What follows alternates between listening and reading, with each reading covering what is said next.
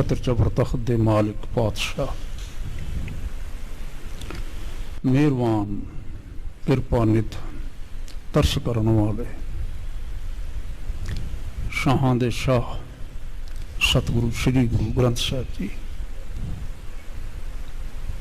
गुरु बाबा जी के पावन चरणों विच जितनियां भी गुरु की संगतां, सतगुरु गुरु तेग बहादुर साहब जी महाराज दे इस चरण छो पवित्र स्थान ते चरणों की धूड़ी मस्तक ते लाउण वास्ते आईयां हो, इकत्तर होए हो, अथवा मन विच इह भावना लैके कि साहिब जी के इतिहास तो असी जाणू होइए गुरु पातशाह ने अपने जीवन में कैसे कौतुक किए, सतगुरां ने जो बचन किए ने उन्होंने बचनों को सतगुरां ने आप किवें धारण किया ते उन्हां दे सिख किवें धारनी होए।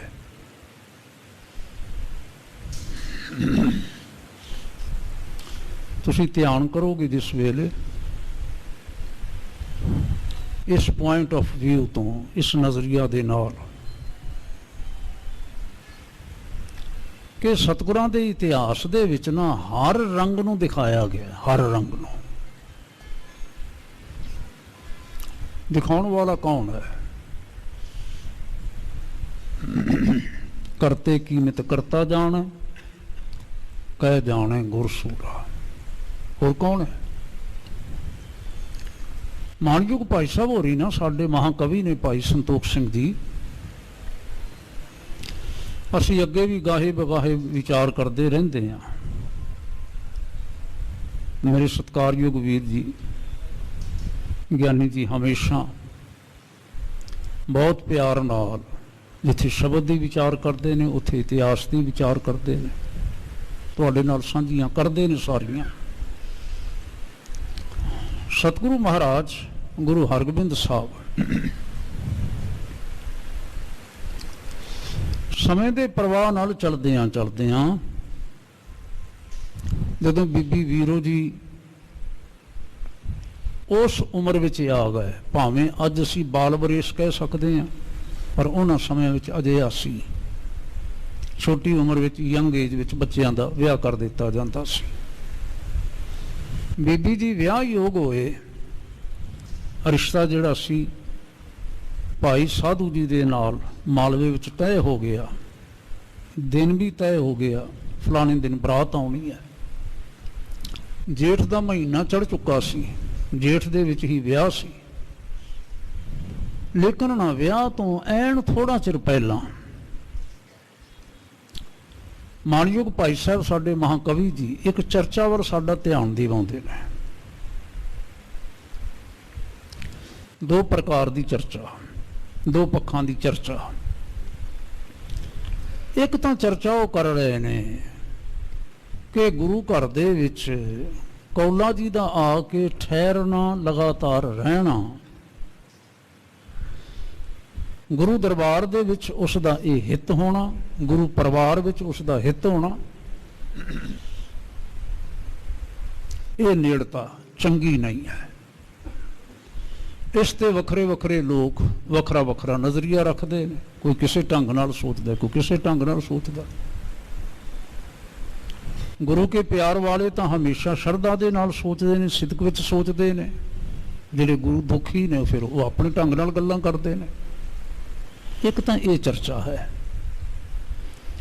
दूसरी चर्चा जिहड़ी है ना मानयोग भाई साहब होरां दे, संतोख सिंह जी होरां दे, महाकवि जी के अनुसार इतिहास का एक खास पन्ना है कि सतगुरु महाराज जो शस्त्रधारी होए ने,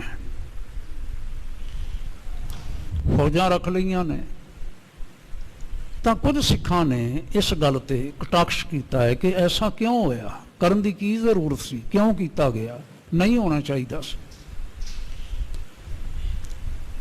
ये सैनिक तैयारियां जिहड़ियां ने आफ्टर ऑल इन्हां दा जो क्लाईमैक्स हुंदा है, शिखर हुंदा है, लड़ाई हुंदी है, युद्ध हुंदा है, तो मानयोग भाई साहब इस पासे वल ना साडा ध्यान ले जाना चाहुंदे ने ਇਹ ਦੋ ਪ੍ਰਕਾਰ ਦੀਆਂ ਚਰਚਾ, ਇਸ ਦੇ ਵਿੱਚੋਂ ਕੁਝ ਤੁਸਾਂ ਨੇ ਕੱਲ ਸੁਣ ਲਿਆ ਹੋਵੇਗਾ, ਕੁਝ ਜਿਵੇਂ ਮਾਣਯੋਗ ਜੀ ਜ਼ਿਕਰ ਕਰਦੇ ਨੇ ਅੱਜ ਆਪਾਂ ਵਿਚਾਰਨ ਦਾ ਯਤਨ ਕਰਦੇ ਹਾਂ।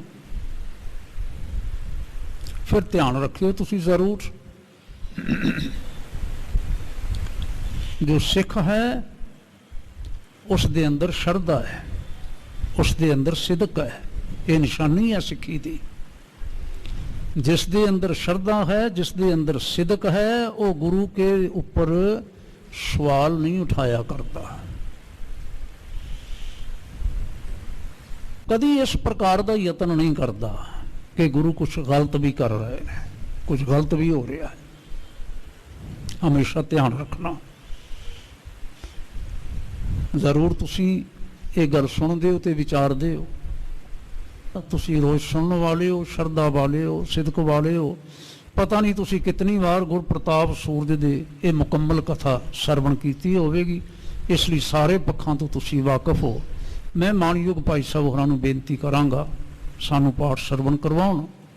ਭਾਈ ਸਾਹਿਬ ਭਾਈ ਸੁਰਿੰਦਰ ਸਿੰਘ ਜੀ, ਇਹ ਗੁਰਦੁਆਰਾ ਫਤਿਹਗੜ੍ਹ ਸਾਹਿਬ ਮਹਾਨ ਸ਼ਹੀਦਾਂ ਦਾ ਜੋ ਸਥਾਨ ਹੈ, ਬਾਬਾ ਜ਼ੋਰਾਵਰ ਸਿੰਘ, ਬਾਬਾ ਫਤਿਹ ਸਿੰਘ, ਸਾਡੇ ਬਾਬਿਆਂ ਦਾ ਸ਼ਹੀਦੀ ਸਥਾਨ, ਸਤਿਕਾਰਯੋਗ ਮਾਤਾ ਗੁਜਰੀ ਜੀ ਹੋਰਾਂ ਦਾ ਸ਼ਹੀਦੀ ਸਥਾਨ, ਉੱਥੇ ਇਹ ਸੇਵਾ ਨਿਭਾਉਣ ਵਾਲੇ ਨੇ। ਸਬੱਬ ਨਾਲ ਮੈਨੂੰ ਮਿਲਣ ਵਾਸਤੇ ਆਏ ਨੇ।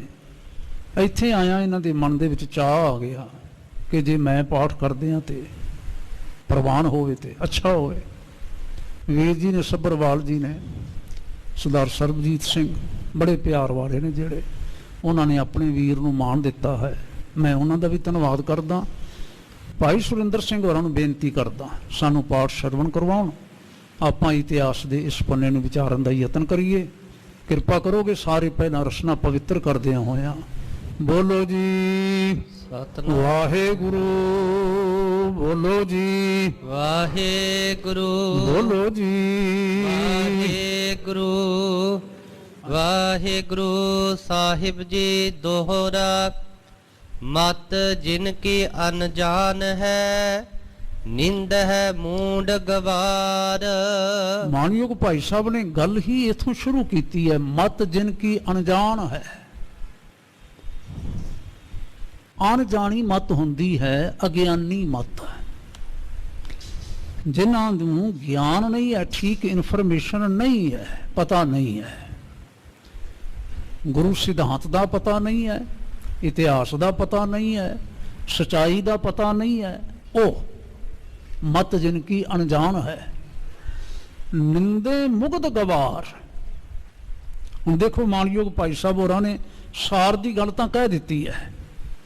ਜਿਹੜੇ ਬੰਦਿਆਂ ਨੂੰ ਪਤਾ ਨਾ ਹੋਵੇ, ਇਤਿਹਾਸ ਦਾ ਪਤਾ ਨਾ ਹੋਵੇ, ਸਿਧਾਂਤ ਦਾ ਪਤਾ ਨਾ ਹੋਵੇ, ਸੱਚ ਦਾ ਪਤਾ ਨਾ ਹੋਵੇ, ਤੇ ਐਵੇਂ ਊਲ ਜਲੂਲ ਬੋਲਣ ਲੱਗ ਪੈਣ, ਉਹਨਾਂ ਨੂੰ ਨਿੰਦਕ ਹੀ ਆਖਿਆ ਜਾਏਗਾ, ਹੋਰ ਕੀ ਆਖਿਆ ਜਾਏਗਾ? ਔਰ ਮੂਰਖ ਆਖਿਆ ਜਾਏਗਾ।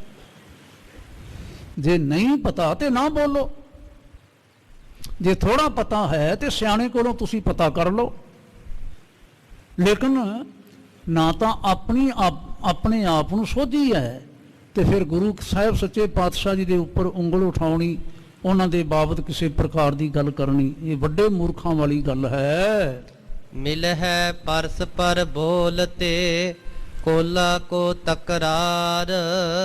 ਜਦੋਂ ਕਿਤੇ ਆਪਸ ਵਿੱਚ ਮਿਲਦੇ ਨੇ ਤੇ ਫਿਰ ਬੋਲਦੇ ਨੇ, ਨਾਲੇ ਝਗੜਦੇ ਨੇ। ਹੁਣ ਸੁਭਾਵਕ ਹੈ, ਜਿਸ ਨਾਲ ਬੋਲਦੇ ਨੇ ਸੰਭਵ ਹੈ ਉਸ ਦਾ ਲੈਵਲ ਕੁਝ ਹੋਰ ਹੋਵੇ, ਉਸ ਦਾ ਗਿਆਨ ਕੁਝ ਹੋਰ ਹੋਵੇ, ਉਹ ਕੁਝ ਹੋਰ ਆਖਦਾ ਹੈ, ਆਪ ਕੁਝ ਹੋਰ ਆਖਦੇ ਨੇ। ਇਸ ਪ੍ਰਕਾਰ ਦਾ ਤਕਰਾਰ ਹੈ ਜੀ। ਚੌਪਈ ਸ਼੍ਰੀ ਗੁਰ ਰਾਮਦਾਸ ਵਡਿਆਈ। ਹੁਣ ਗੱਲਾਂ ਕਿਹੋ ਜਿਹੀਆਂ ਕਰਦੇ ਨੇ? ਆਖਦੇ ਨੇ ਸਤਿਗੁਰੂ ਮਹਾਰਾਜ ਗੁਰੂ ਰਾਮਦਾਸ ਜੀ ਦੀ ਇਹ ਵੱਡੀ ਵਡਿਆਈ ਸੁਣੀ ਜਾਂਦੀ ਹੈ। ਰਹਿ ਵਿਰਾਗ ਨਿਤ ਦ੍ਰਿਗ ਜਲ ਜਾਈ। ਜਿਹੜੇ ਸਦਾ ਹੀ ਪ੍ਰਭੂ ਵੈਰਾਗ ਵਿੱਚ, ਪਿਆਰ ਵਿੱਚ ਰਹਿੰਦੇ ਸਨ, ਜਿਨ੍ਹਾਂ ਦੇ ਨਿਤਰਾਂ ਦੇ ਵਿੱਚੋਂ ਸਦਾ ਵੈਰਾਗ ਨਾਲ ਜਲ ਚੱਲਦਾ ਰਹਿੰਦਾ ਸੀ। ਇੱਕ ਰਸ ਬਿਰਤੀ ਸਦਾ ਚਿੱਤ ਸ਼ਾਂਤੀ। ਜਿਨ੍ਹਾਂ ਦੀ ਇੱਕ ਰਸ ਬਿਰਤੀ ਸੀ, ਮਨ ਵਿੱਚ ਸਹਿਜ ਸੀ, ਹਿਰਦਾ ਸ਼ਾਂਤ ਸੀ।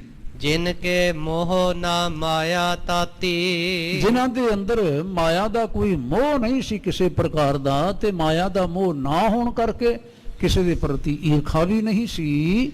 ਸਤ ਸੰਗਤ ਕਰਤੇ ਦਿਨ ਬੀਤੇ ਉਹਨਾਂ ਦਾ ਸਤਿਗੁਰੂ ਮਹਾਰਾਜ ਗੁਰੂ ਰਾਮਦਾਸ ਸਾਹਿਬ ਦਾ ਸਤ ਸੰਗਤ ਕਰਤੇ ਦਿਨ ਬੀਤੇ, ਸਤਸੰਗ ਕਰਦਿਆਂ ਹੋਇਆਂ ਸਮਾਂ ਬਤੀਤ ਹੋਇਆ।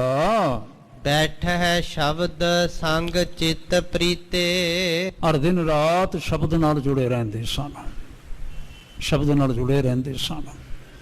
ਬਹੁਤ ਠੀਕ ਆਖਿਆ ਹੈ ਗੁਰੂ ਕੇ ਸਿੱਖਾਂ ਨੇ, ਪੱਟਾਂ ਨੇ, ਜਿਨ ਸ਼ਬਦ ਕਮਾਏ ਪਰਮ ਪਦ ਪਾਇਓ, ਸੇਵਾ ਕਰਤ ਨਾ ਛੋੜਿਓ ਪਾਸ, ਤਾਂ ਤੇ ਗੌਹਰ ਗਿਆਨ ਪ੍ਰਗਟ ਉਜਿਆਰੋ, ਦੁਖ ਦਰਿਦਰ ਅੰਧਿਆਰ ਕੋ ਨਾਸ। ਜਿਨ ਸ਼ਬਦ ਕਮਾਏ ਪਰਮ ਪਦ ਪਾਇਓ। ਇਸੇ ਗੱਲ ਨੂੰ ਨਾ ਮਾਣਯੋਗ ਭਾਈ ਸਾਹਿਬ ਜ਼ਿਕਰ ਕਰਦੇ ਨੇ ਕਿ ਕੁਝ ਲੋਕ ਚੌਥੇ ਪਾਤਸ਼ਾਹ ਜੀ ਦੀ ਉਦਾਹਰਨ ਸਾਹਮਣੇ ਰੱਖ ਕੇ ਇਹੋ ਜੀ ਗੱਲ ਕਰ ਰਹੇ ਨੇ। ਜਗ ਹੈ ਜਾਮਨ ਕੇ ਜੁਗ ਜਾਮ ਜੰਗ ਕੇ ਜਗ ਹੈ ਜਾਮਨ ਕੇ ਜੁਗ ਚਾਰ, ਦੋ ਪੈਰ ਪਹਿਲਾਂ ਉਦੈ ਹੋਣ ਤੋਂ, ਸੂਰਜ ਚੜ੍ਹਨ ਤੋਂ ਭਾਵ ਅੱਧੀ ਰਾਤ ਨੂੰ ਗੁਰੂ ਰਾਮਦਾਸ ਪਾਤਸ਼ਾਹ ਸਾਵਧਾਨ ਹੋ ਜਾਂਦੇ ਸਨ।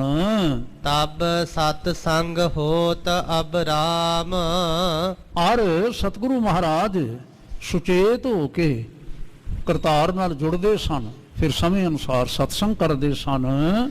ਤਿਨ ਕੇ ਸੁਤ ਸ੍ਰੀ ਅਰਜਨ ਭਏ ਇੱਕ ਦਿਨ ਐਸਾ ਆਇਆ, ਉਹਨਾਂ ਦੇ ਗ੍ਰਹਿ ਵਿਖੇ ਸ੍ਰੀ ਅਰਜਨ ਜੀ ਆਏ। ਗੁਣ ਗਨ ਪਿਖ ਗੁਰ ਗਾਦੀ ਦਏ ਉਹਨਾਂ ਦੇ ਗੁਣ ਵੇਖ ਕੇ, ਪਿਆਰੇ ਅਰਜਨ ਜੀ ਦੇ ਵਿੱਚ ਇਹ ਗੁਣ ਨੇ, ਇਹ ਖੂਬੀਆਂ ਨੇ। ਚੌਥੇ ਪਾਤਸ਼ਾਹ ਜੀ ਨੇ ਵੱਡਿਆਂ ਨੂੰ ਪਾਸੇ ਕਰਦਿਆਂ ਹੋਇਆਂ ਉਹਨਾਂ ਨੂੰ ਗੁਰਿਆਈ ਦੀ ਸੇਵਾ ਬਖਸ਼ੀ। ਤਿਨਹੁ ਕਰੇ ਜੇਤਿਕ ਉਪਕਾਰ ਔਰ ਫਿਰ ਪੰਜਵੇਂ ਪਾਤਸ਼ਾਹ ਜੀ ਨੇ ਆਪਣੇ ਸਮੇਂ ਦੇ ਵਿੱਚ ਬੜੇ ਉਪਕਾਰ ਕੀਤੇ। ਛਪੇ ਨਹੀਂ ਬਿਦਤੇ ਸੰਸਾਰ ਸੰਸਾਰ ਦੇ ਵਿੱਚ ਛਪੇ ਹੋਏ ਨਹੀਂ ਹਨ। ਸ਼੍ਰੀ ਅੰਮ੍ਰਿਤਸਰ ਰਹੇ ਬਨਾਵਤ ਜਿਹੜੇ ਅੰਮ੍ਰਿਤਸਰ ਸਾਹਿਬ ਤਿਆਰ ਕਰਦੇ ਰਹੇ, ਨਗਰ ਵੀ ਅੰਮ੍ਰਿਤ ਸਰੋਵਰ ਵੀ। ਬਹਰੋ ਤਾਰਨ ਤਰਨ ਸੁਹਾਵਤ ਔਰ ਨਾਲ ਹੀ ਤਰਨ ਤਾਰਨ ਸਾਹਿਬ ਜਿਨ੍ਹਾਂ ਨੇ ਬਣਾਇਆ ਸਵਾਰਿਆ। ਸ਼੍ਰੀ ਗ੍ਰੰਥ ਸਾਹਿਬ ਗੁਰ ਕਰਿਓ ਔਰ ਉਹਨਾਂ ਨੇ ਏਡਾ ਵੱਡਾ ਪਰਉਪਕਾਰ ਕੀਤਾ। ਪਹਿਲਾਂ ਸਥਾਨ ਤਿਆਰ ਕੀਤੇ, ਫਿਰ ਸ਼੍ਰੀ ਗ੍ਰੰਥ ਸਾਹਿਬ ਜੀ ਬਣਾਉਣਾ ਕੀਤਾ। ਮਨਹੁ ਸ੍ਰੇਯ ਕੋ ਮੰਦਰ ਭਰਿਓ ਮਨ ਨੂੰ ਸੁਖ ਦੇਣ ਵਾਸਤੇ, ਮਨ ਨੂੰ ਸ਼ਾਂਤੀ ਦੇਣ ਵਾਸਤੇ, ਸਭਨਾਂ ਦੇ ਤਸਕੀਨ ਵਾਸਤੇ, ਆਨੰਦ ਦੇ ਵਾਸਤੇ ਇਹ ਹਰਿਮੰਦਰ ਭਰ ਦਿੱਤਾ। ਜਬ ਲੋ ਤਨ ਕੇ ਥਿਰਤਾ ਲਹੇ ਜਦ ਤੱਕ ਉਹ ਸਰੀਰਕ ਤੌਰ ਤੇ ਸਾਡੇ ਵਿੱਚ ਰਹੇ, ਪਰ ਉਪਕਾਰ ਕਰਤ ਹੀ ਉਹ ਰਹੇ। ਸਦਾ ਪਰਉਪਕਾਰ ਹੀ ਕਰਦੇ ਰਹੇ ਜੀ। ਚਾਹੋਂ ਦਿਸ ਉਜਲ ਜਸ ਵਿਸਤਾਰਾ ਜਿਨ੍ਹਾਂ ਦਾ ਚਾਰੇ ਦਿਸ਼ਾਵਾਂ ਵਿੱਚ ਭਾਵ ਸਭ ਥਾਵਾਂ ਤੇ ਹੀ ਸੁੰਦਰ ਜਸ, ਸੁੰਦਰ ਵਡਿਆਈ ਲੋਕ ਕਰਿਆ ਕਰਦੇ ਸਨ। ਕਰਤਿਓ ਬੀਤੇ ਸੁਸ਼ਟ ਆਚਾਰਾ ਔਰ ਇਸ ਤਰ੍ਹਾਂ ਕਰਦਿਆਂ ਹੋਇਆਂ, ਚੱਲਦਿਆਂ ਹੋਇਆਂ ਬਹੁਤ ਅੱਛੇ ਢੰਗ ਦੇ ਨਾਲ, ਸ੍ਰੇਸ਼ਟ ਢੰਗ ਦੇ ਨਾਲ ਉਹਨਾਂ ਨੇ ਸਾਰਾ ਸਮਾਂ ਨਿਭਾਇਆ। ਤਿਨ ਕੇ ਸੁਤ ਇਹ ਗਾਦੀ ਬੈਸੇ ਐਂ ਲੋਕ ਚਰਚਾ ਕਰ ਰਹੇ ਨੇ, ਜਿਹੜੇ ਤੁਸੀਂ ਬਾਅਦ ਵਿੱਚ ਆਏ ਹੋ, ਆ ਰਹੇ ਹੋ। ਧਿਆਨ ਕਰਨਾ, ਛੇਵੇਂ ਪਾਤਸ਼ਾਹ ਮਹਾਰਾਜ ਜੀ ਦੇ ਬਾਬਤ, ਉਹਨਾਂ ਦੀ ਸ਼ਖਸੀਅਤ ਦੇ ਬਾਬਤ ਕੁਝ ਲੋਕ ਚਰਚਾ ਕਰ ਰਹੇ ਨੇ। ਉਹਨਾਂ ਵਿੱਚ ਅਗਿਆਨੀ ਨੇ, ਮੂਰਖ ਲੋਕ ਵੀ ਨੇ, ਉਹਨਾਂ ਵਿੱਚ ਗੁਰੂ ਸਾਹਿਬ ਸੱਚੇ ਪਾਤਸ਼ਾਹ ਨਾਲ ਪਿਆਰ ਕਰਨ ਵਾਲੇ ਵੀ ਨੇ, ਜਿਹੜੇ ਇਹਨਾਂ ਚਰਚਾ ਕਰਨ ਵਾਲਿਆਂ ਦੇ ਨਾਲ ਉਲਝਦੇ ਨੇ, ਜਵਾਬ ਦਿੰਦੇ ਨੇ। ਜ਼ਿਕਰ ਕਰਦਿਆਂ ਕਰਦਿਆਂ ਆਖਦੇ ਨੇ ਚੌਥੇ ਪਾਤਸ਼ਾਹ ਹੋਏ, ਉਹਨਾਂ ਦਾ ਇਹ ਸੁਭਾਅ ਸੀ, ਐਂ ਚੱਲਦੇ ਰਹੇ। ਪੰਜਵੇਂ ਪਾਤਸ਼ਾਹ ਹੋਏ ਜਿਨ੍ਹਾਂ ਨੇ 1581 ਤੋਂ ਲੈ ਕੇ 1606 ਤੱਕ ਲਗਾਤਾਰ ਸੇਵਾ ਕੀਤੀ ਗੁਰਿਆਈ ਦੀ, ਔਰ ਏਡੇ ਏਡੇ ਮਹਾਨ ਕਾਰਜ ਕੀਤੇ। ਫਿਰ ਇੱਕ ਦਿਨ ਐਸਾ ਆਇਆ, ਉਹਨਾਂ ਦੀ ਥਾਂ ਤੇ ਛੇਵੇਂ ਪਾਤਸ਼ਾਹ ਆਏ। ਭਏ ਨਾ ਪਿਤਾ ਪਿਤਾਮਾ ਜੈਸੇ। ਲੇਕਿਨ ਇਹ ਦੁੱਖ ਵਾਲੀ ਗੱਲ ਹੈ ਕਿ ਇਹਨਾਂ ਦਾ ਸੁਭਾਅ ਨਾ ਤਾਂ ਆਪਣੇ ਪਿਤਾ ਜੀ ਵਰਗਾ, ਭਾਵ ਧੰਨ ਗੁਰੂ ਅਰਜਨ ਸਾਹਿਬ ਸੱਚੇ ਪਾਤਸ਼ਾਹ ਵਰਗਾ, ਨਾ ਇਹਨਾਂ ਦਾ ਸੁਭਾਅ ਆਪਣੇ ਪਿਤਾਮਾ ਵਰਗਾ, ਦਾਦਾ ਜੀ ਵਰਗਾ, ਭਾਵ ਧੰਨ ਗੁਰੂ ਰਾਮਦਾਸ ਸਾਹਿਬ ਵਰਗਾ। ਆਗੇ ਪਾਤਸ਼ਾਹ ਘਰ ਆਵਤ। ਪਹਿਲਾਂ ਕੀ ਸੀ ਕਿ ਪਹਿਲਾਂ ਜਿਹੜੇ ਬਾਦਸ਼ਾਹ ਸਨ, ਭਾਵੇਂ ਹਮਾਯੂੰ ਆਇਆ ਚੱਲ ਕੇ, ਅਕਬਰ ਆਇਆ ਚੱਲ ਕੇ, ਇਸੇ ਤਰ੍ਹਾਂ ਹੋਰ ਕਈ ਰਾਜੇ ਜਿਹੜੇ ਸਨ ਨਾ ਉਹ ਚੱਲ ਕੇ ਆਇਆ ਕਰਦੇ ਸਨ। ਗੁਰ ਗਾਦੀ ਕੋ ਸੀਸ ਨਿਵਾਵਤ। ਔਰ ਗੁਰਗੱਦੀ ਨੂੰ ਆ ਕੇ ਸਾਰੇ ਮੱਥਾ ਟੇਕਿਆ ਕਰਦੇ ਸਨ, ਮਾਨਤਾ ਕਰਦੇ ਸਨ। ਇਹ ਸ਼ਾਹੋਨ ਕੇ ਪਾਸ ਪਧਾਰੇ। ਲੇਕਿਨ ਇਹਨਾਂ ਦਾ ਚਾਲਾ, ਇਹਨਾਂ ਦੀ ਚਾਲ, ਜੀਵਨ ਚਾਲ ਬਿਲਕੁਲ ਹੀ ਵੱਖਰੀ। ਇਹ ਤਾਂ ਰਾਜਿਆਂ ਨੂੰ ਮਿਲਦੇ ਨੇ, ਰਾਜਿਆਂ ਦੇ ਨਾਲ ਨੇੜਤਾ ਰੱਖਦੇ ਨੇ। ਦੁਰਗ ਕੈਦ ਥਲ ਬਸੇ ਮਜਾਰੇ। ਔਰ ਇਹ ਨਤੀਜਾ ਵੀ ਨਿਕਲਿਆ ਕਿ ਤੁਰਕਾਂ ਨੇ ਇਹਨਾਂ ਨੂੰ ਫੜ ਕੇ ਗੜ ਗਵਾਲੀਅਰ ਦੇ ਵਿੱਚ ਕੈਦ ਵੀ ਰੱਖਿਆ। ਅਪਰ ਨਰੇਸ਼ ਦੇਸ਼ ਕੇ ਜੈਸੇ। ਔਰ ਹੁਣ ਇਹ ਐਉਂ ਚੱਲ ਰਹੇ ਨੇ ਜਿਵੇਂ ਕਿਸੇ ਹੋਰ ਦੇਸ਼ ਦੇ ਇਹ ਵੀ ਰਾਜੇ ਮਹਾਰਾਜੇ ਹੋਣ। ਇਨਹੋ ਆਪਨ ਗਤ ਠਾਨੀ ਤੈਸੇ। ਇਹਨਾਂ ਨੇ ਇਸ ਪ੍ਰਕਾਰ ਦੀ ਗਤੀ, ਭਾਵ ਆਪਣੀ ਜੀਵਨ ਚਾਲ ਬਣਾਈ ਹੋਈ ਹੈ। ਹੋਏ ਨਿਰਦੈ ਚੰਦੂ ਕੋ ਮਾਰਾ। ਹਾਂਜੀ, ਹੋਏ ਨਿਰਦੈ ਚੰਦੂ ਕੋ ਮਾਰਾ।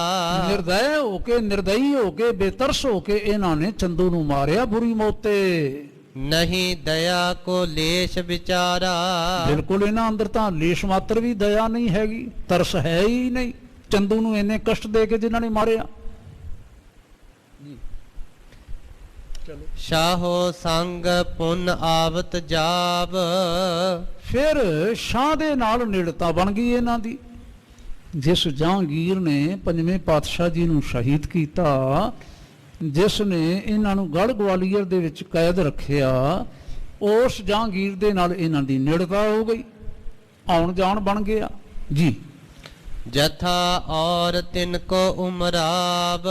ਔਰ ਜਿਵੇਂ ਫਿਰ ਜੇ ਜਹਾਂਗੀਰ ਨਾਲ ਨੇੜਤਾ ਬਣ ਗਈ ਤੇ ਜਹਾਂਗੀਰ ਦੇ ਜਿਹੜੇ ਵਜ਼ੀਰ ਸਨ, ਜਿਨ੍ਹਾਂ ਨੂੰ ਉਮਰਾਵ ਆਖਿਆ ਜਾਂਦਾ ਹੈ, ਚੌਧਰੀ ਆਖਿਆ ਜਾਂਦਾ ਹੈ, ਉਹਨਾਂ ਨਾਲ ਵੀ ਨੇੜਤਾ ਹੋਈ। ਨਹੀਂ ਵਿਚਾਰੀ ਆਪਨ ਵਡਾਈ। ਕਮਾਲ ਦੀ ਗੱਲ ਹੈ ਕਿ ਛੇਵੇਂ ਪਾਤਸ਼ਾਹ ਮਹਾਰਾਜ ਨੇ ਆਪਣੀ ਵਡਿਆਈ ਨਹੀਂ ਸਵਾਲ ਕੀਤੀ। ਵਾਹਿਗੁਰੂ, ਆਪਣੀ ਵਡਿਆਈ ਦਾ ਧਿਆਨ ਨਹੀਂ ਰੱਖਿਆ। ਕਿਵੇਂ ਜੀ? ਜਹਾਂਗੀਰ ਢਿੱਗ ਬਸੇ ਤਦਾਈ। ਹਾਂਜੀ, ਜਹਾਂਗੀਰ ਢਿੱਗ ਬਸੇ ਤਦਾਈ। ਇਹ ਸਦਾ ਹੀ ਜਹਾਂਗੀਰ ਦੀ ਨੇੜਤਾ ਰੱਖਦੇ ਨੇ, ਸਦਾ ਹੀ ਆਉਣ ਜਾਣ ਹੈ ਇਹਨਾਂ ਦੀ। ਉਸ ਪ੍ਰਕਾਰ ਦੇ ਸ਼ਾਹੀ ਤੌਰ ਤਰੀਕੇ ਨੇ। ਸੰਗ ਲਾਹੌਰ ਬਾਸ ਬਹੁ ਕਰਕੇ।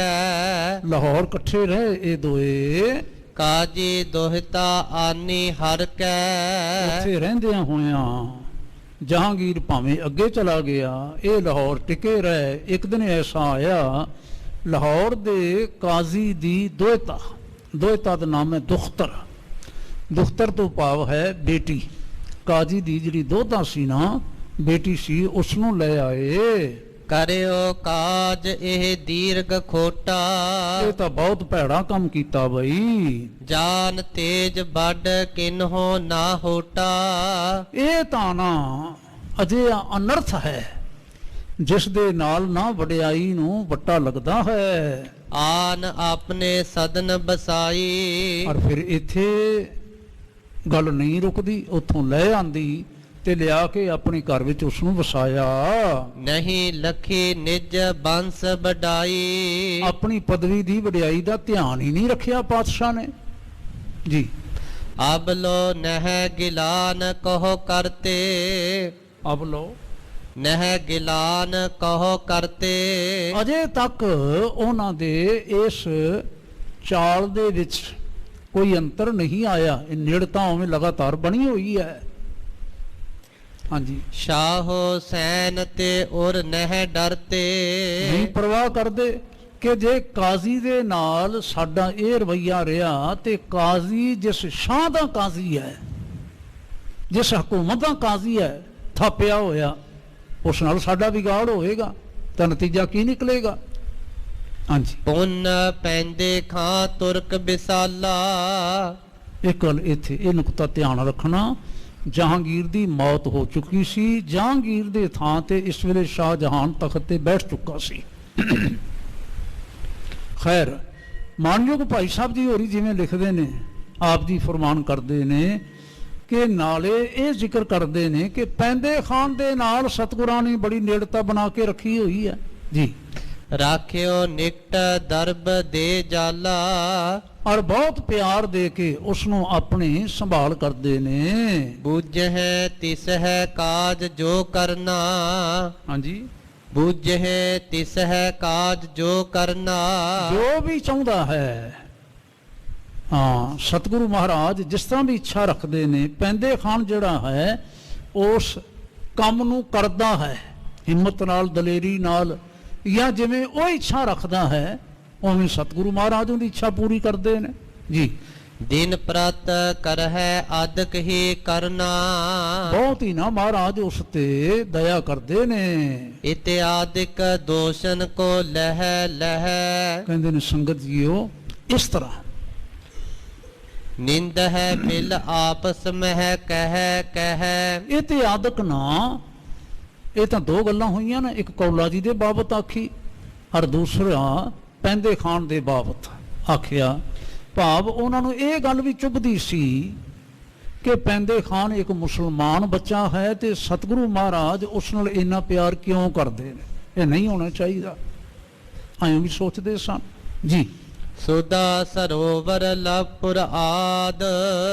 ਮਾਣਯੋਗ ਭਾਈ ਸਾਹਿਬ ਆਖਦੇ ਨੇ ਸੁਦਾ ਸਰੋਵਰ, ਅੰਮ੍ਰਿਤ ਸਰੋਵਰ ਅਤੇ ਲਾਹੌਰ ਆਦ। ਕਰਤ ਜਹਾਂ ਕਹਿ ਗੁਰ ਅਪਵਾਦ।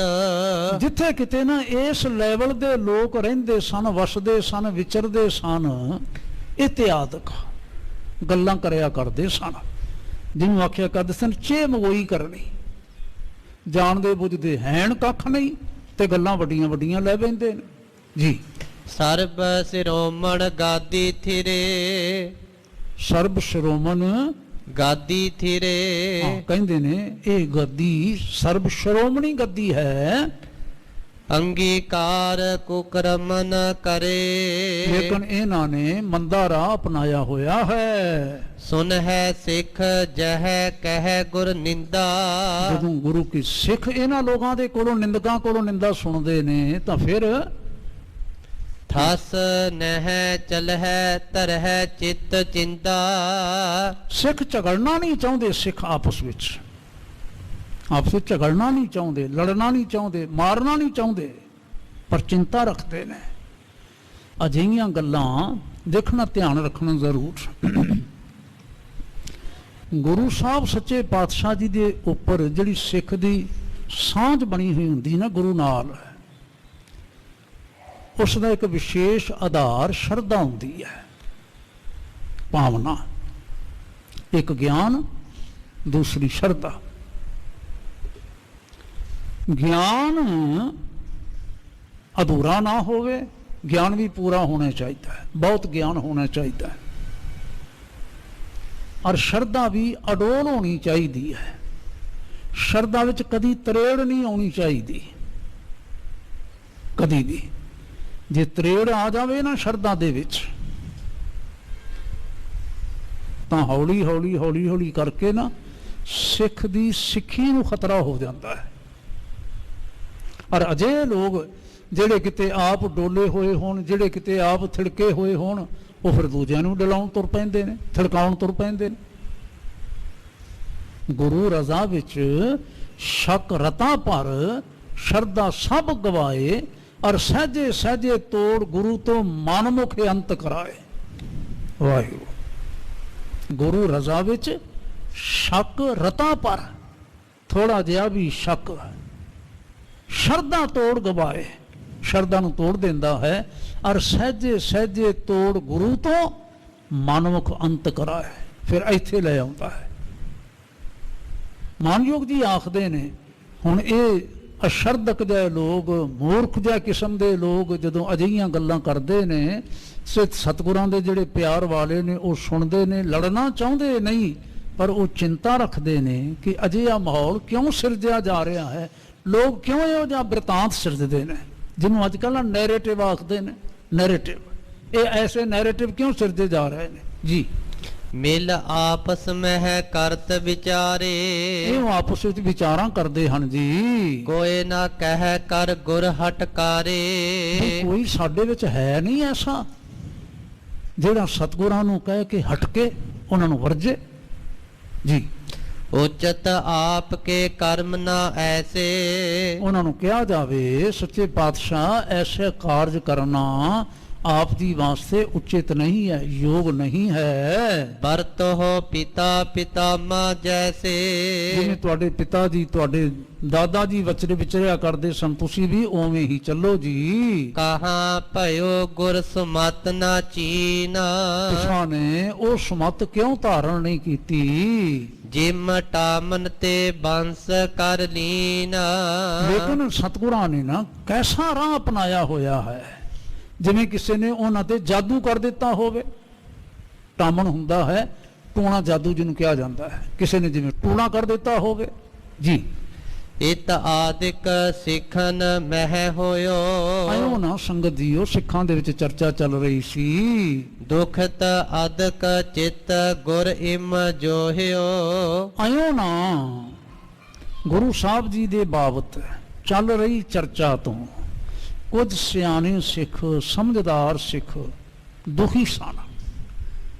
ਇਹ ਨਹੀਂ ਹੋਣਾ ਚਾਹੀਦਾ। ਕਈ ਦਫਾ ਨਾ ਸਿਆਣੇ ਜਿਹੜੇ ਨੇ ਗੁਰੂ ਕੇ ਸਿੱਖ ਸਮਝਦੇ ਨੇ ਕਿ ਆਹ ਜਿਹੜਾ ਵਰਤਾਰਾ ਚੱਲ ਰਿਹਾ ਹੈ ਨਾ, ਇਹ ਵਰਤਾਰਾ ਸਤਿਗੁਰਾਂ ਦੀ ਵਡਿਆਈ ਦੇ ਅਨੁਕੂਲ ਨਹੀਂ ਹੈ। ਜਿਵੇਂ ਕਿਵੇਂ ਵੀ ਹੋਵੇ ਨਾ, ਇਸ ਵਰਤਾਰੇ ਨੂੰ ਬੰਦ ਕਰਨਾ ਚਾਹੀਦਾ ਹੈ। ਵਰਤਾਰਾ ਜਿਹੜਾ ਸਿੱਖ ਸ਼ਰਧਾ ਦੇ ਵਿੱਚ ਨਾ ਤਰੇੜ ਪੈਦਾ ਕਰਦਾ ਹੋਵੇ, ਐਸਾ ਵਰਤਾਰਾ ਨਹੀਂ ਹੋਣਾ ਚਾਹੀਦਾ ਜੀ। ਫਿਰ ਬਹੁਰ ਵਿਆਹ ਕੋ ਦਿਨ ਨਿਆਰਾਇਓ, ਇਹ ਨਾ ਚਰਚਾ ਚੱਲ ਰਹੀ ਹੈ। ਦੂਜੇ ਪਾਸੇ ਬਹੁਰ ਵਿਆਹ ਕੋ ਦਿਨ ਨੀਅਰ ਆਇਓ, ਬੀਬੀ ਵੀਰੋ ਜੀ ਹੋਰਾਂ ਦੇ ਵਿਆਹ ਦਾ ਦਿਹਾੜਾ ਨੇੜੇ ਆ ਰਿਹਾ ਸੀ।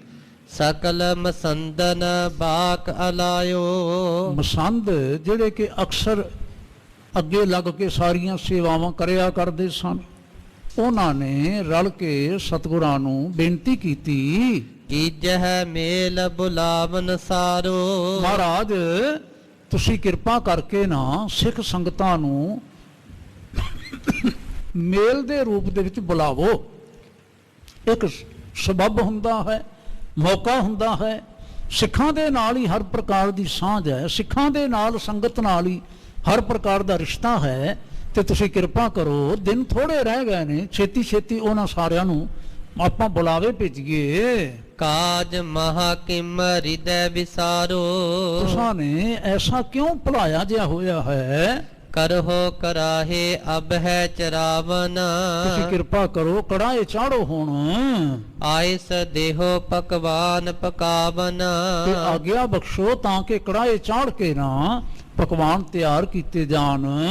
ਆਗੈ ਗੰਗਾ ਮਾਤ ਸੁਜਾਨਾ, ਪਹਿਲਾਂ ਤਾਂ ਸਤਿਕਾਰਯੋਗ ਮਾਤਾ ਗੰਗਾ ਜੀ ਹੋਇਆ ਕਰਦੇ ਸਨ, ਕਾਜ ਸੰਭਾਰਤ ਜਿਤਕ ਮਹਾਨਾ, ਜਿਹੜੇ ਕਿ ਇਹੋ ਜਿਹੇ ਕਾਰਜਾਂ ਨੂੰ ਬੜੇ ਸੋਹਣੇ ਢੰਗ ਦੇ ਨਾਲ ਨਜਿੱਠ ਲਿਆ ਕਰਦੇ ਸਨ। ਜਥਾ ਜੋਗ ਮੰਗਲ ਕਰਵਾਵਤ, ਔਰ ਜਥਾ ਯੋਗ ਮੰਗਲ ਕਰਵਾਉਂਦੇ ਹੁੰਦੇ ਸਨ। ਭਾਵ ਸ਼ਾਮ ਨੂੰ ਜੁੜਨਾ, ਸ਼ਬਦ ਕੀਰਤਨ ਹੋਣਾ ਜਾਂ ਕੁਝ ਹੋਰ ਇਸ ਤਰ੍ਹਾਂ ਸਮੇਂ ਨੂੰ ਖੁਸ਼ੀਆਂ ਵਾਲਾ ਬਣਾਉਣਾ। ਆਇਸ ਦੇਤੇ ਨੀਕ ਬਨਾਵਤ, ਔਰ ਮਾਤਾ ਜੀ ਆਗਿਆ ਦੇ ਦੇ ਕੇ ਪ੍ਰੇਰਨਾ ਕਰਦੇ ਸਨ। ਕਦੀ ਕਿਸੇ ਨੂੰ ਕੋਈ ਹੁਕਮ ਦੇਣਾ, ਕਿਸੇ ਨੂੰ ਦੂਜਾ ਹੁਕਮ ਕਰਨਾ, ਆਓ ਕਰੋ ਭਾਈ ਆਹ ਕਰੋ। ਅਬ ਤੋ ਰਾਵਰ ਕੇ ਇਖਤ ਯਾਰ, हे ਸਤਿਗੁਰੂ ਮਹਾਰਾਜ, ਹੁਣ ਤਾਂ ਸਾਰਾ ਕੁਝ ਤੁਹਾਡੇ ਅਖਤਿਆਰ ਵਿੱਚ ਹੈ, ਤੁਹਾਡੇ ਅਧਿਕਾਰ ਵਿੱਚ ਹੈ, ਤੁਹਾਡੀ ਜ਼ਿੰਮੇਵਾਰੀ ਵਿੱਚ ਹੈ। ਕਰਵਾਵਹੁ ਸਭ ਕਾਰਜ ਤਿਆਰ, ਇਹ ਮੇਰੀ ਪੀਰੀ ਦੇ ਮਾਲਕ ਸਤਿਗੁਰੂ ਮਹਾਰਾਜ ਗੁਰੂ ਹਰਗੋਬਿੰਦ ਸਾਹਿਬ ਜੀ, ਤੁਸੀਂ ਕਿਰਪਾ ਕਰੋ ਤੇ ਇਹ ਜੋ ਲੋੜੀਂਦਾ ਕਾਰਜ ਕਰਨ ਵਾਲਾ ਹੈ ਉਹ ਜ਼ਰੂਰ ਕਰੋ ਜੀ। ਸੁਨ ਗਰ ਕੀਤਕ ਕਾਲ ਨਹਿ ਕਹਿਓ। ਲੇਕਿਨ ਮਾਨਯੋਗ ਜੀ ਲਿਖਦੇ ਨੇ, ਭਾਈ ਸੰਤੋਖ ਸਿੰਘ ਜੀ ਕਹਿੰਦੇ ਨੇ, ਇਹਨਾਂ ਦੀ ਆਖੀ ਹੋਈ ਸਤਿਗੁਰਾਂ ਨੇ ਸੁਣੀ। ਅੱਜ ਬੀਤ ਗਿਆ, ਭਲਕ ਬੀਤ ਗਿਆ, ਅਗਲਾ ਦਿਨ ਬੀਤ ਗਿਆ, ਜਿਹਨੂੰ ਆਪਾਂ ਕਹਿੰਦੇ ਕੋਈ ਐਕਸ਼ਨ ਨਹੀਂ, ਕਿਸੇ ਨੂੰ ਸੁਨੇਹਾ ਨਹੀਂ ਭੇਜਿਆ, ਕਿਸੇ ਨੂੰ ਚਿੱਠੀ ਨਹੀਂ ਭੇਜੀ, ਐਸਾ ਕੋਈ ਵੀ ਕਦਮ ਸਤਿਗੁਰਾਂ ਨੇ ਨਾ ਉਠਾਇਆ। ਆਗੇ ਬਿਗਨ ਹੋਨ ਕੋ ਲਹਿਓ।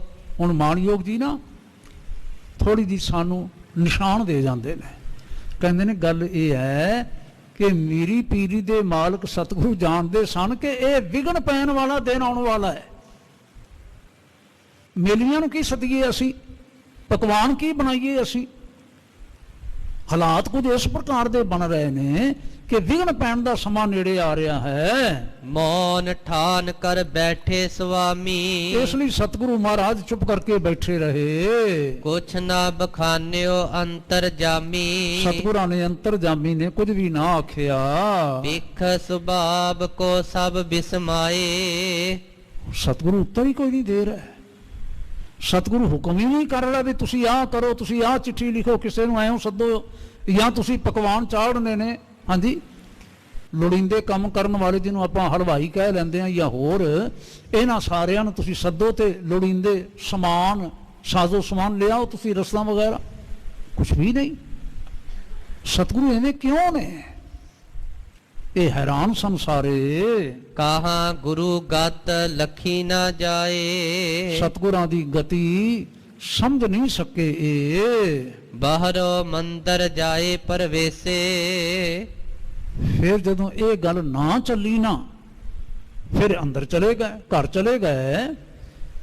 ਥੇਰ ਪਰਿਅੰਕ ਪਰ ਜਬ ਹੂੰ ਬੈਸੇ। ਜਿਸ ਵੇਲੇ ਸਤਿਗੁਰੂ ਮਹਾਰਾਜ ਆਪਣੇ ਘਰ ਗਏ, ਮਹਿਲਾਂ ਵਿੱਚ ਗਏ, ਜਿਸ ਨੂੰ ਗੁਰੂ ਕੇ ਮਹਿਲ ਆਖਿਆ ਜਾਂਦਾ ਹੈ ਅੱਜ ਵੀ ਜੀ, ਤਬ ਦਮੋਦਰੀ ਚੱਲ ਕਰ ਆਈ। ਤਾਂ ਸਤਿਗੁਰਾਂ ਦੀ ਇੱਕ ਪਤਨੀ ਜਿਨ੍ਹਾਂ ਦਾ ਨਾਮ ਸੀ ਦਮੋਦਰੀ ਜੀ, ਜਿਹੜੇ ਸਾਰੀਆਂ ਤਿੰਨਾਂ ਭੈਣਾਂ ਦੇ ਵਿੱਚੋਂ ਵੱਡੇ ਸਨ, ਉਹ ਆਏ ਸੁਤਾ ਵਿਆਹ ਕੀ ਗਤ ਸਮਝਾਈ। ਤੇ ਨਾਲੇ ਆ ਕੇ ਬੇਨਤੀ ਕੀਤੀ, ਜਿਹੜੀ ਵੀ ਲੋੜੀਂਦੀ ਕਰਨ ਵਾਲੀ ਸੀ ਧੀ ਦੇ ਵਿਆਹ ਦੇ ਬਾਬਤ, ਕਿਉਂ ਨਾ ਕਰਾਵਤ ਹੋ ਸਭ ਆਹਾਰ। ਫਿਰ ਇਹ ਗੱਲ ਧਿਆਨ ਦੀ ਵਾਈ, ਤੁਸੀਂ ਉਦਮ ਕਿਉਂ ਨਹੀਂ ਕਰਦੇ ਸੁਆਮੀ? ਸਾਨੂੰ ਕੁਝ ਨਾ ਕੁਝ ਸਮੇਂ ਅਨੁਸਾਰ ਕਰਨਾ ਬਣਦਾ ਏ। ਅਸੀਂ ਧੀ ਵਾਲੇ ਆ, ਇੱਥੇ ਬਰਾਤ ਆਉਣੀ ਹੈ, ਜੰਝ ਆਉਣੀ ਹੈ, ਸਾਰਾ ਕੁਝ ਹੋਣਾ ਹੈ ਜੀ, ਤੁਸੀਂ ਕਿਉਂ ਨਹੀਂ ਕਰਦੇ? ਕਾਜ ਵਿਸਾਲ ਬਿਦਤ ਭਾਜਾਰ। ਤੁਹਾਨੂੰ ਪਤਾ ਹੈ ਕਿ ਬਹੁਤ ਸਾਰੇ ਕੰਮ ਕਰਨ ਵਾਲੇ ਹੁੰਦੇ ਨੇ ਵਿਆਹ ਜਦੋਂ ਨੇੜੇ ਆਉਂਦਾ ਹੈ। ਅਬ ਹੈ ਕਰਾਹੇ ਕਹਿ ਚਰਵਾਵਹੁ। ਤੁਸੀਂ ਕਿਰਪਾ ਕਰੋ, ਹੁਕਮ ਕਰੋ ਤਾਂ ਕਿ ਕੜਾਹੀਆਂ ਚੜਨ, ਪਕਵਾਨ ਤਿਆਰ ਹੋਣ। ਇੱਥੇ ਪਕਵਾਨ ਤੋਂ ਭਾਵ ਦਾਲ ਸਬਜ਼ੀਆਂ ਨਹੀਂ ਹੁੰਦਾ ਸੀ, ਪਕਵਾਨ ਤੋਂ ਭਾਵ ਮਠਿਆਈਆਂ ਹੁੰਦਾ ਸੀ। ਔਰ ਉਹਨਾਂ ਸਮਿਆਂ ਦੇ ਵਿੱਚ ਐਸਾ ਹੁੰਦਾ ਸੀ। ਤੇ ਮਠਿਆਈ ਝਟਾਪਟ ਤਾਂ ਨਹੀਂ ਨਾ ਤਿਆਰ ਹੋ ਜਾਂਦੀ ਸੀ ਜਿਵੇਂ ਹੁਣ ਅੱਜ ਕੱਲ੍ਹ ਹੈ। ਹੁਣ ਤਾਂ ਸਾਰਾ ਕੁਝ ਹੀ ਬਦਲ ਚੁੱਕਾ ਹੈ ਨਾ, ਪਰ ਉਹਨਾਂ ਸਮਿਆਂ ਵਿੱਚ ਹਲਵਾਈ ਬਿਠਾਏ ਜਾਂਦੇ ਸਨ, ਕਈ ਦਿਨ ਪਕਵਾਨ ਤਿਆਰ ਹੁੰਦੇ ਰਹਿੰਦੇ ਸਨ। ਤੇ ਸਤਿਕਾਰਯੋਗ ਸਾਡੇ ਮਾਤਾ ਜੀ ਦਮੋਦਰੀ ਜੀ ਇਉਂ ਬੇਨਤੀ ਕਰ ਰਹੇ ਨੇ, ਜਿਤ ਕਿਤ ਤੇ ਸਭ ਮੇਲ ਬੁਲਾਵਹੁ। ਜਿੱਥੋਂ ਕਿੱਥੋਂ ਵੀ ਮੇਲ ਹੈਗਾ ਹੈ ਤੁਸੀਂ ਕਿਰਪਾ ਕਰੋ, ਉਹਨਾਂ ਨੂੰ ਸੱਦੋ ਜੀ। ਸ਼੍ਰੀ ਸਤਿਗੁਰ ਸੁਨ ਤਬ ਹੈ ਬਖਾਨਾ।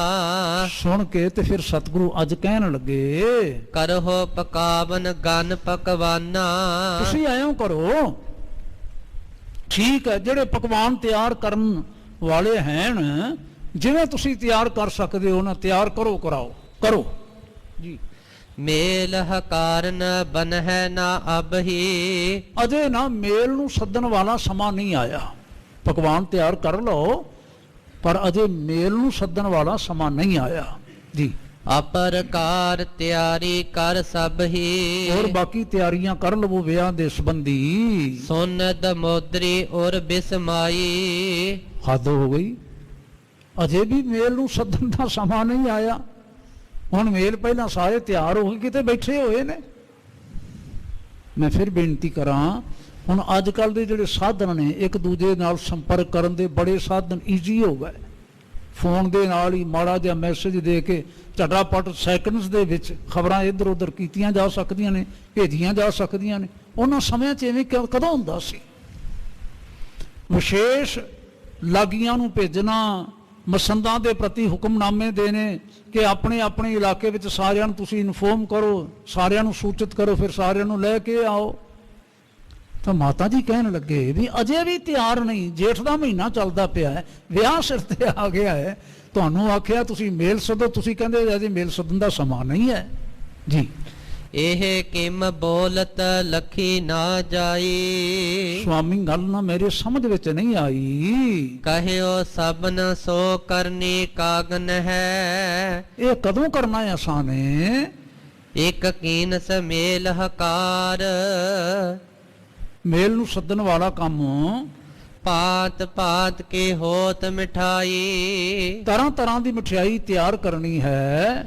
ਕਰ ਕਰ ਤਿਆਰ ਧਰਹਿ ਇਕ ਠਾਈ, ਮਾਨਯੋਗ ਭਾਈ ਸਾਹਿਬ ਕਹਿੰਦੇ ਨੇ ਜੇ ਇਸ ਤਰ੍ਹਾਂ ਸਾਰਾ ਇਕੱਠ ਮੱਠ ਹੋ ਜਾਵੇ, ਤਿਆਰੀਆਂ ਹੋਣ ਲੱਗ ਪੈਣ ਤੇ ਮਠਿਆਈਆਂ ਤਿਆਰ ਹੋਣ, ਲੋਕਨ ਵਿਖੈ ਬਿਦਤ ਸਭ ਹੋਈ, ਜਿਸ ਵੇਲੇ ਨਾ ਸਤਿਗੁਰਾਂ ਨੇ ਆਗਿਆ ਦੇ ਦਿੱਤੀ ਚੰਗਾ ਤੁਸੀਂ ਮਠਿਆਈਆਂ ਤਿਆਰ ਕਰ ਲਓ, ਮਠਿਆਈਆਂ ਤਿਆਰ ਕਰਨੀਆਂ ਸ਼ੁਰੂ ਹੋ ਗਈਆਂ, ਤਾਂ ਫਿਰ ਜਿਹੜੀ ਖਬਰ ਸੀ ਨਾ ਇਹ ਫੈਲਣੀ ਸ਼ੁਰੂ ਹੋ ਗਈ ਕਿ ਵਿਆਹ ਆ ਗਿਆ ਵੀਰੋ ਜੀ ਦਾ, ਤੇ ਵਿਆਹ ਦੀਆਂ ਤਿਆਰੀਆਂ ਕੀਤੀਆਂ ਜਾ ਰਹੀਆਂ ਨੇ।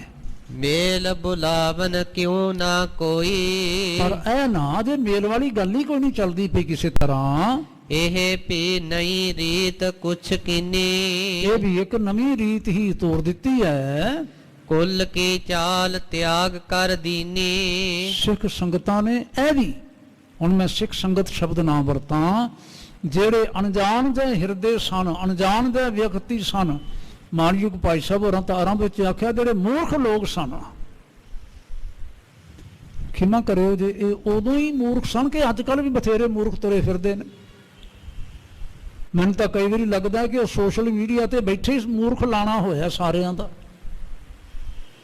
ਜਿਹੜੀ ਗੱਲ ਗੁਰੂ ਪ੍ਰਤੀ ਸੋਚੀ ਨਹੀਂ ਜਾ ਸਕਦੀ, ਜਿਹੜੀ ਸਾਡੀਆਂ ਉੱਚ ਪਦਵੀਆਂ ਦੇ ਬਾਬਤ ਸਾਨੂੰ ਸੋਚਣੀ ਨਹੀਂ ਚਾਹੀਦੀ, ਅਸੀਂ ਕਰਨ ਲੱਗੇ ਹੀ ਗੁਰੇਜ਼ ਨਹੀਂ ਕਰਦੇ, ਬਿਲਕੁਲ ਹੀ ਪਰਵਾਹ ਨਹੀਂ ਕਰਦੇ। ਫਰੀडम ਆਫ ਸਪੀਚ ਦਾ ਨਾਮ ਲੈ ਕੇ ਜੋ ਸਾਡੇ ਦਿਲੇ ਆਉਂਦਾ ਅਸੀਂ ਲਿਖਦੇ ਹਾਂ, ਜੋ ਦਿਲੇ ਆਉਂਦਾ ਅਸੀਂ ਬੋਲਦੇ ਹਾਂ। ਐਸਾ ਹੈ ਨਹੀਂ ਹੈ।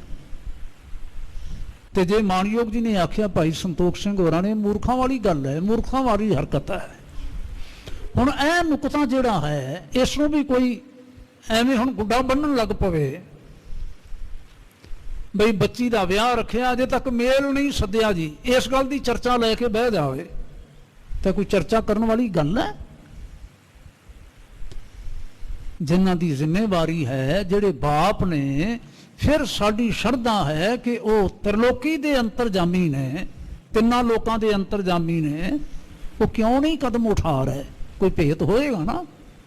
ਯਕੀਨ ਰੱਖੋ, ਸ਼ਰਧਾ ਰੱਖੋ, ਵਿਸ਼ਵਾਸ ਰੱਖੋ। ਲੇਕਿਨ ਮਾਨਯੋਗ ਜੀ ਕਹਿੰਦੇ ਨੇ ਭਾਈ ਸੰਤੋਖ ਸਿੰਘ ਜੀ ਇਸ ਤਰ੍ਹਾਂ ਨਹੀਂ, ਕੁਝ ਮੂਰਖਾਂ ਨੇ ਇਹ ਵੀ ਗੱਲ ਬਣਾ ਲਈ, ਪੁੰਨ ਦਮੋਦਰੀ ਕਹਿ ਬਹੁ ਬਾਰੀ, ਦਮੋਦਰੀ ਜੀ ਨੇ ਫਿਰ ਵੀ ਚੇਤਾ ਕਰਵਾਇਆ, ਉੱਤਰ ਦਿਓ ਨਾ ਤੂਸ਼ਨ ਤਾਰੀ, ਕਹਿੰਦੇ ਨੇ ਸਤਿਗੁਰਾਂ ਨੇ ਫਿਰ ਵੀ ਉਹਨਾਂ ਨੂੰ ਕੋਈ ਇਸ ਤਰ੍ਹਾਂ ਦਾ ਜਵਾਬ ਨਹੀਂ ਦਿੱਤਾ। ਇੱਕ ਦਿਨ ਸਿੱਖ ਜਿਸ ਬਲ ਗੁਰਦਾਸ, ਜਦੋਂ ਨਾ ਇਸ ਤਰ੍ਹਾਂ ਇਹ ਦੋ ਗੱਲਾਂ ਹੋ ਗਈਆਂ ਇਕੱਠੀਆਂ, ਇੱਕ ਤਾਂ ਸਤਿਕਾਰਯੋਗ ਕੌਲਾ ਜੀ ਦੇ ਬਾਬਤ, ਦੂਸਰੀ ਵਿਆਹ ਦੀਆਂ ਤਿਆਰੀਆਂ ਦੇ ਸੰਬੰਧ ਵਿੱਚ।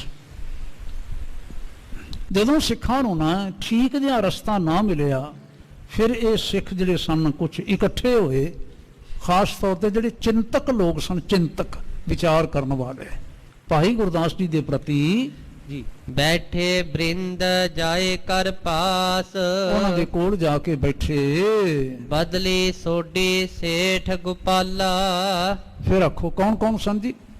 ਬਦਲੀ ਸੋਡੀ ਸੇਠ ਗੋਪਾਲਾ, ਬਦਨੀ ਸੀ, ਟੋਡੀ ਸੀ ਤੇ ਗੋਪਾਲਾ ਆਦ ਸਨ।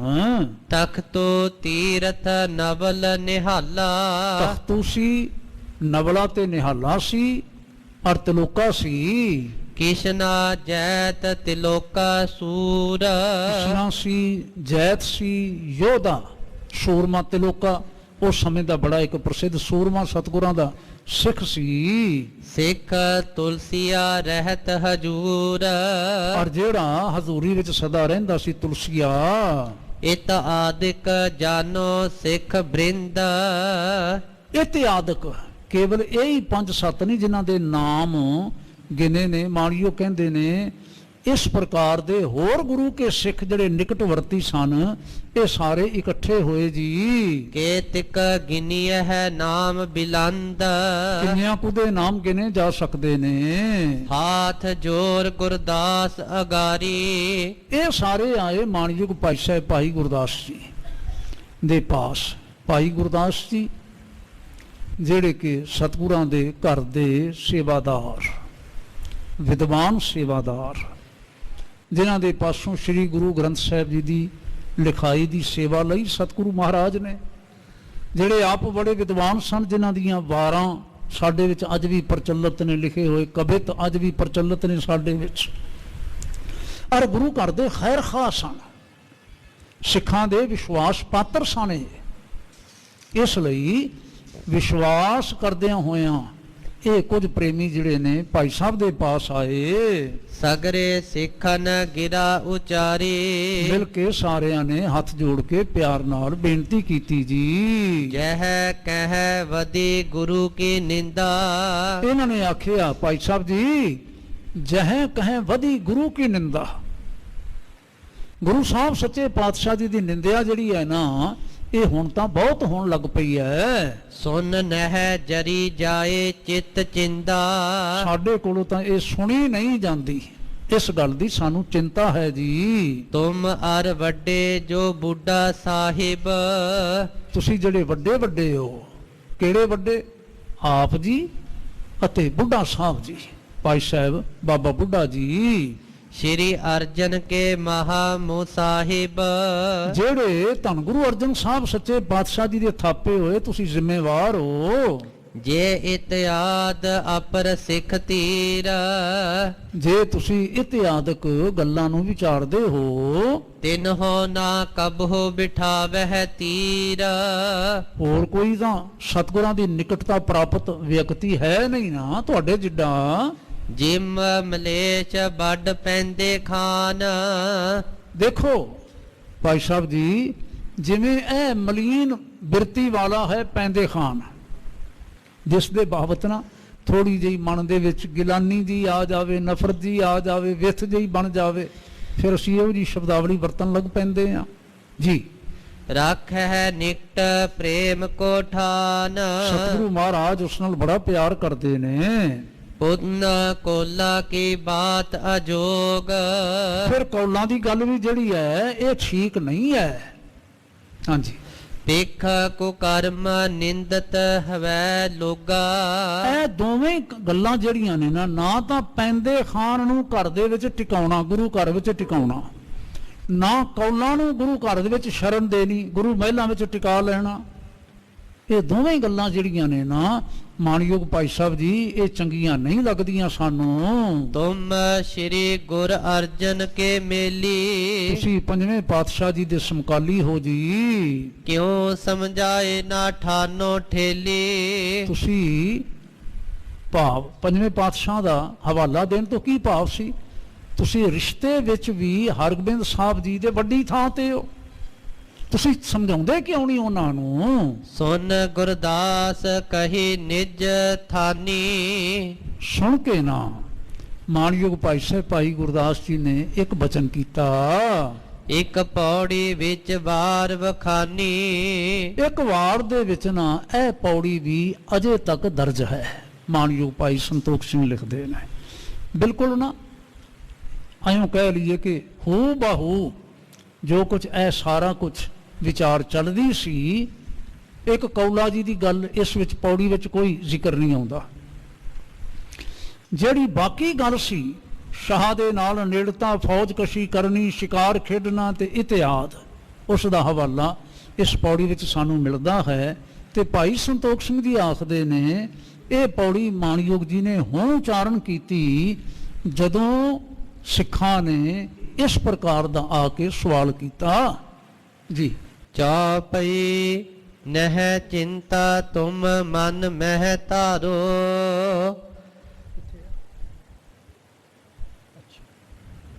ਧਰਮਸਾਲ ਕਰਵਾਇੰਦਾ ਧਰਮਸਾਲ ਕਰ ਬਹੰਦਾ ਇਕਤ ਥਾ ਨਾ ਟਿਕੇ ਟਿਕਾਇਆ। ਹਾਂ, ਪੌੜੀ ਕੀ ਹੈ?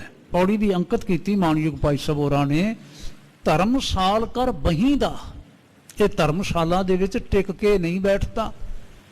ਇਕਤ ਥਾਉ ਨਾ ਟਿਕਾ ਟਿਕਾਇਆ, ਟਿਕਾ ਨਹੀਂ ਹੈਗਾ ਇਸ ਨੂੰ ਜੀ। ਪਾਤਸ਼ਾਹ ਘਰ ਆਮਦੇ ਗੜ ਚੜਿਆ ਪਾਤਸ਼ਾਹ ਚੜਾਇਆ। ਪਹਿਲਾਂ ਪਾਤਸ਼ਾਹ ਚੱਲ ਕੇ ਆਉਂਦੇ ਸਨ, ਇਹ ਹੁਣ ਪਾਤਸ਼ਾਹਾਂ ਨਾਲ ਮੇਲ ਜੋਲ ਰੱਖਣ ਲੱਗ ਪਏ ਤੇ ਗੜ ਗਵਾਲੀਅਰ ਜਾ ਕੇ ਫਿਰ ਰਹਿਣਾ ਪੈ ਗਿਆ। ਉਮਤ ਮਹਿਲ ਨਾ ਪਾਵਦੀ ਨੱਠਾ ਵੀਰੇ ਨਾ ਡਰੇ ਡਰਾਇਆ। ਸੰਗਤ ਮਿਲਣ ਵਾਸਤੇ ਆਉਂਦੀ ਹੈ, ਇਹ ਘਰ ਟਿਕੇ ਨਹੀਂ ਹੁੰਦੇ। ਕਦੀ ਸ਼ਿਕਾਰ ਖੇਡਣ ਇਸ ਪਾਸੇ ਗਏ ਹੁੰਦੇ ਨੇ, ਕਦੀ ਸ਼ਿਕਾਰ ਖੇਡਣ ਕਿਸੇ ਪਾਸੇ ਗਏ ਹੁੰਦੇ ਨੇ। ਹਾਂਜੀ, ਮੰਜੀ ਵਹਿ ਸੰਤੋਖ ਦਾ ਕੁੱਤੇ ਹੱਥ ਸ਼ਿਕਾਰ ਖਿਲਾਇਆ। ਔਰ ਗੁਰੂ ਸਾਹਿਬ ਸੱਚੇ ਪਾਤਸ਼ਾਹ ਜੀ ਦਾ ਪਹਿਲਾਂ ਦਸਤੂਰ ਸੀ, ਪਹਿਲਾਂ ਇਹ ਤੌਰ ਤਰੀਕਾ ਸੀ। ਆਪ ਜੀ ਮੰਜੀ ਤੇ ਵਿਰਾਜਮਾਨ ਹੁੰਦੇ ਸਨ, ਸੰਗਤਾਂ ਆਉਂਦੀਆਂ ਸਨ, ਮੱਥੇ ਟੇਕਦੀਆਂ ਸਨ ਔਰ ਕੋਲ ਬੈਠ ਕੇ ਉਪਦੇਸ਼ ਪ੍ਰਾਪਤ ਕਰਦੀਆਂ ਸਨ। ਇਹ ਕੀ ਕਰਦੇ ਪਏ ਨੇ? ਮੰਜੀ ਤੇ ਬੈਠ ਕੇ ਉਪਦੇਸ਼ ਦੇਣ ਦੀ ਥਾਂ ਕੁੱਤੇ ਰੱਖ ਸ਼ਿਕਾਰ ਖੜਾਇਆ। ਇਹਨਾਂ ਨੇ ਕੁੱਤੇ ਰੱਖੇ ਹੋਏ ਨੇ ਤੇ ਸ਼ਿਕਾਰ ਖੇਡਣ ਗਏ ਹੁੰਦੇ ਨੇ ਜੀ। ਬਾਣੀ ਕਰ ਸੁਣ ਗਾਵਦਾ ਕਥੇ ਨਾ ਸੁਣੇ ਨਾ ਗਾਵ ਸੁਣਾਇਆ।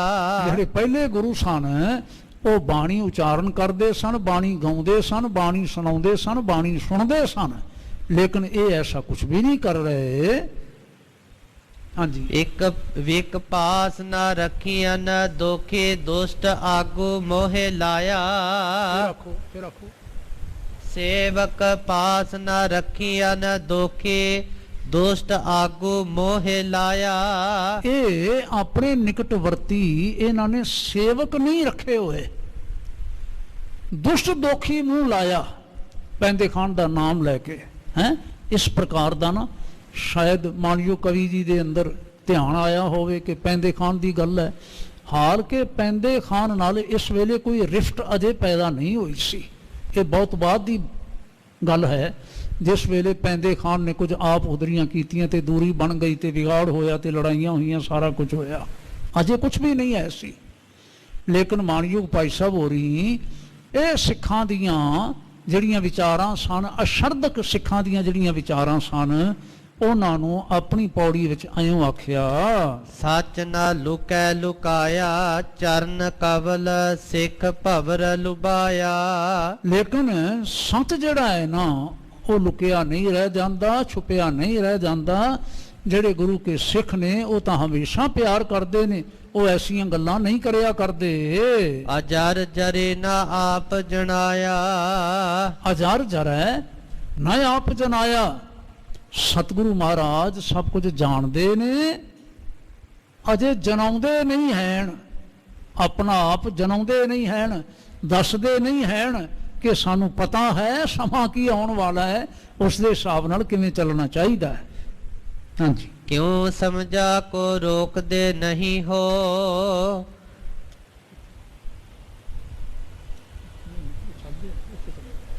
ਚੌਪਈ ਨਹਿ ਚਿੰਤਾ ਤੁਮ ਮਨ ਮਹਿ ਧਾਰੋ।